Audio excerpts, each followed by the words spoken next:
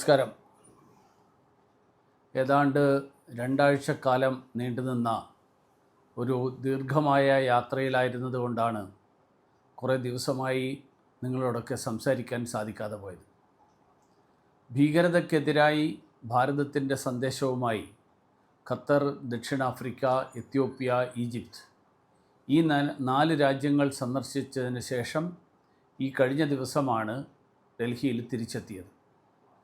ഇതിനിടെ കേരളത്തിൽ നിലമ്പൂർ തെരഞ്ഞെടുപ്പ് പ്രഖ്യാപനമടക്കം നിരവധി വാർത്തകളുണ്ടായി, നിരവധി സംഭവങ്ങളുണ്ടായി. അതിലേറ്റവും ഗൗരവതരമായിട്ട് എനിക്ക് തോന്നിയത് രാജ്ഭവനിൽ പരിസ്ഥിതി ദിനത്തോടനുബന്ധിച്ച് നടത്തിയ പരിപാടിയിൽ ഭാരതാംബയുടെ ചിത്രത്തെ അവഹേളിച്ച മന്ത്രി പി പ്രസാദിൻ്റെയും അതിന് കൂട്ടുനിന്ന മുഖ്യമന്ത്രി ശ്രീ പിണറായി വിജയൻ്റെയും നടപടിയാണ്. ഭാരതാംബയുടെ ചിത്രത്തിൽ പുഷ്പാർച്ചന നടത്താൻ പ്രസാദ് മന്ത്രിക്ക് സൗകര്യമില്ല എന്നാണ് പറഞ്ഞിരിക്കുന്നത്. കാരണം പറഞ്ഞിരിക്കുന്നത് വളരെ വിചിത്രമാണ്. ഭാരതാംബയുടെ കയ്യിലെ കൊടിയുടെ നിറവും കാലിലെ താമരയും ഇതാണ് പ്രസാദ് മന്ത്രിക്കും കമ്മ്യൂണിസ്റ്റുകാർക്കും പിടിക്കാതെ പോയത്. കാരണം അദ്ദേഹം പറഞ്ഞ ഇതെല്ലാം RSSൻ്റെ പ്രതീകമാണെന്നാണ്. ഞാൻ ചോദിക്കട്ടെ, ഈ മന്ത്രിക്ക് ചരിത്രബോധം എന്നുള്ളത് ഉണ്ടോ എന്ന് ഞാൻ ചോദിക്കുന്നില്ല. ഒരു പ്രാഥമിക വിദ്യാഭ്യാസമെങ്കിലും അദ്ദേഹത്തിനുണ്ടോ എന്നുള്ളതാണ് ചോദിക്കേണ്ടത്. കാരണം ഭാരതാംബയെ RSS ആണ് ഉണ്ടാക്കിയത് എന്ന് ആരാണ് ഇദ്ദേഹത്തിന് പറഞ്ഞു കൊടുത്തത്? കാരണം ഇന്ത്യൻ ദേശീയ പ്രസ്ഥാനം കൊടുമ്പിരിക്കൊണ്ടിരുന്ന കാലത്ത്, ആ കാലത്താണ് ശ്രീ അവനീന്ദ്രനാഥ ടാഗോർ അദ്ദേഹം ഭാരതാംബ എന്ന പേരിൽ ആരാധിക്കപ്പെടുന്ന ഈ ചിത്രം വരച്ചത്. ആ ചിത്രം കാവ്യവസ്ത്രമണിഞ്ഞ സ്ത്രീരൂപം താമരയിൽ നിൽക്കുന്ന ചിത്രമാണ്. അവനീന്ദ്രനാഥ ടാഗോർ RSS ആയിരുന്നു എന്ന് പ്രസാദ് മന്ത്രിക്ക് അഭിപ്രായമുണ്ടോ?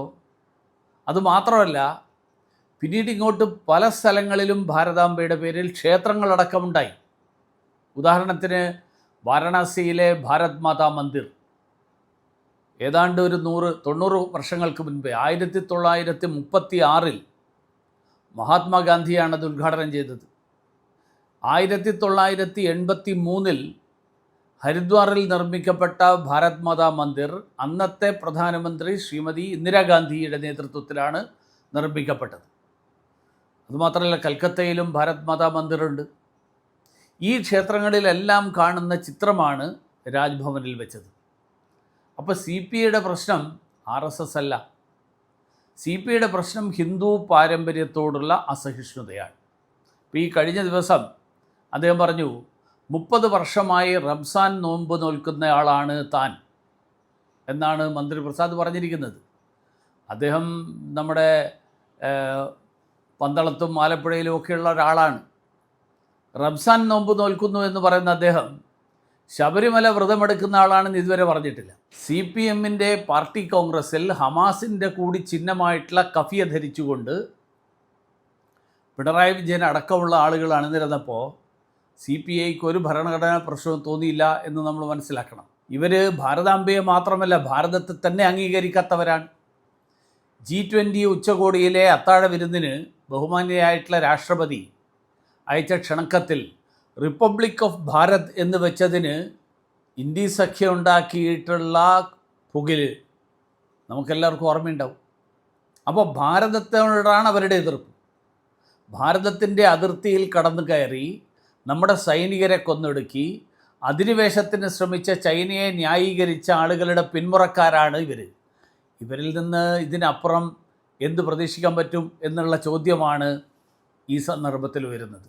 അതുകൊണ്ട് മന്ത്രി പ്രസാദ് അദ്ദേഹത്തിൻ്റെ അസഹിഷ്ണുത, ഹിന്ദു പാരമ്പര്യത്തോടുള്ള അസഹിഷ്ണുത, ആ അസഹിഷ്ണുത ഇനിയെങ്കിലും മാറ്റിവെക്കണം. ഇതാണ് എനിക്കിന്ന് സൂചിപ്പിക്കാനുള്ളത്. എല്ലാവർക്കും നമസ്കാരം.